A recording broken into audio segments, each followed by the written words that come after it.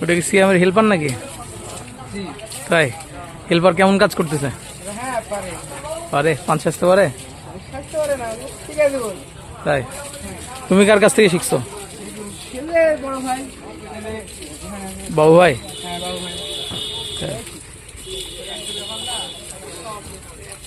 কতদিন থেকে কাজ করছো? 5 বছর। কি পড়াশোনা করো না? পড়াশোনা লকডাউন হয়ে গেছে। কি ভবিষ্যতে কি ব্যাপারী হওয়ার ইচ্ছা আছে নাকি? নতুন ব্যাপারী?